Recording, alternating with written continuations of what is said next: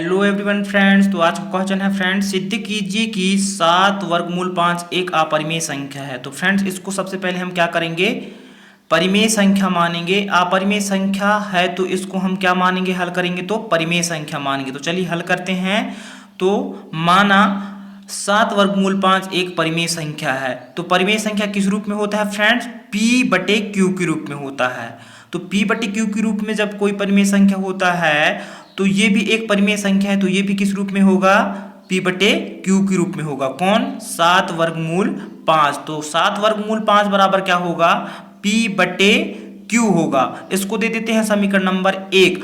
अब यह क्यों है P/Q के रूप में, आपको समझ में आया होगा कि यह एक परिमेय संख्या है। तो परिमेय संख्या P/Q के रूप में होता है, इसलिए 7 वर्गमूल 5 बराबर P/Q। जहां Q बराबर शून्य नहीं है, जहां Q बराबर शून्य नहीं, मतलब Q के स्थान पे शून्य नहीं होना चाहिए। शून्य के अलावा कोई भी अंक हो सकता है। तथा P और Q क्या है, सहअभाज्य हैं। सहअभाज्य के बारे में बहुत पहले की वीडियो में भी बता चुका हूं और आप जान चुके हैं। मतलब सहअभाज्य के मतलब ये होता है P और Q का जब गुणनखंड निकालेंगे तो सिर्फ इनका एक ही गुणनखंड उभयनिष्ठ होना चाहिए, बाकी के गुणनखंड अलग अलग होना चाहिए। तो इस प्रकार के जोड़ा को हम कहते हैं सहअभाज्य संख्याएं।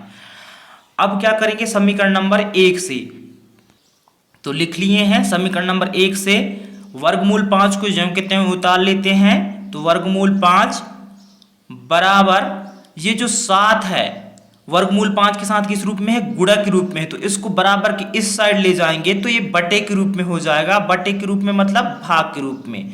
तो इसको हम लिख लेते हैं P बटे ये वाला हो जाएगा क्या, 7, और यहां साथ में Q है तो Q ले लेते हैं।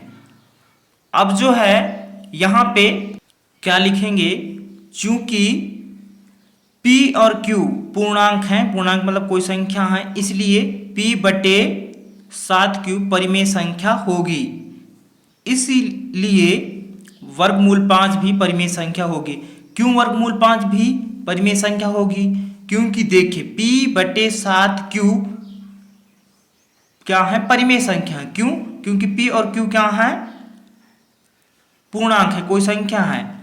तो ये जब बटे के रूप में है, जो कोई भी बटे के रूप में रहता है वो क्या रहता है, परिमेय संख्या होता है। तो यहां भी कोई संख्या है और यहां भी कोई संख्या है। तो यहां पे Q है तो Q के स्थान पे कोई संख्या है। तो Q के स्थान पे अगर कोई संख्या है तो उसका गुणा अगर 7 के साथ भी कर देंगे तो वो एक कोई भी संख्या प्राप्त हो जाएगी। तो यहाँ पे एक संख्या है और यहाँ पे भी एक संख्या है, तो ये बटे के रूप में हो गया। तो यह एक क्या है, परिमेय संख्या, क्योंकि परिमेय संख्या बटे के रूप में रहता है। तो यह एक परिमेय संख्या हो गया। कौन, P/7Q। तो उसके बराबर क्या है, वर्गमूल 5 है, इसलिए वर्गमूल 5 भी परिमेय संख्या होगी, है ना। परंतु हम जानते हैं, क्या जानते हैं, कि वर्गमूल 5 जो है एक अपरिमेय संख्या है। तो हमने लिखा परंतु हम जानते हैं कि वर्गमूल 5 एक अपरिमेय संख्या है। कैसे जानते हैं, क्योंकि इससे पहले हम वर्गमूल 5 को सिद्ध करके देखे हैं। तो यह एक अपरिमेय संख्या हम सिद्ध कर चुके हैं, इसलिए हम जानते हैं कि वर्गमूल 5 एक अपरिमेय संख्या है। तो ये जब एक अपरिमेय संख्या है तो उसका बराबर क्या दिया है, P/7Q। तो ये भी एक अपरिमेय संख्या ही होगी, है ना, अपरिमेय संख्या ही है। लेकिन यहाँ पे परिमेय संख्या क्यों आ रही है, मतलब हमको लग रहा था कि यहाँ पे वर्गमूल 5 परिमेय संख्या होगी, क्योंकि हमने यहाँ पे माना था कि 7 वर्गमूल 5 एक परिमेय संख्या है। तो ये हमारी जो कल्पना किए थे, हम जो माने थे, ये हमारी गलत कल्पना के कारण यहाँ पे ऐसे आ रहा था। लेकिन वास्तव में हम जानते हैं कि वर्गमूल 5 एक अपरिमेय संख्या है, हमने सिद्ध किया है पहले। तो जब यह एक अपरिमेय संख्या है तो इसके बराबर क्या दिया है, P/7Q। तो ये तो इसका मान हो गया वर्गमूल 5 का।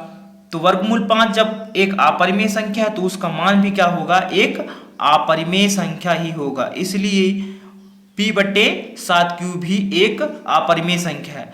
अतः यहाँ पे ये 7 भी एक अपरिमेय संख्या ये जो है अपरिमेय संख्या कहला गया P/7Q। तो अतः यह निष्कर्ष निकलता है कि 7 वर्गमूल 5 एक क्या है, अपरिमेय संख्या है। तो यहाँ पे लिखेंगे तो क्या लिखे हैं, अतः यह निष्कर्ष निकलता है वर्गमूल सॉरी 7 वर्गमूल 5 एक अपरिमेय संख्या है। 7 वर्गमूल 5 एक अपरिमेय संख्या है ना, क्योंकि p बटे 7 क्यों भी एक अपरिमेय संख्या है, क्योंकि यह वर्गमूल 5 का बराबर है। वर्गमूल 5 का मान कहला है क्योंकि इसके बराबर है, और हम जानते हैं कि वर्गमूल 5 एक अपरिमेय संख्या है, तो ये भी एक अपरिमेय संख्या होगी क्योंकि ये इसके मान है। तो अतः यह निष्कर्ष निकलता है कि 7 वर्गमूल 5 एक अपरिमेय संख्या है, यही सिद्ध करना था।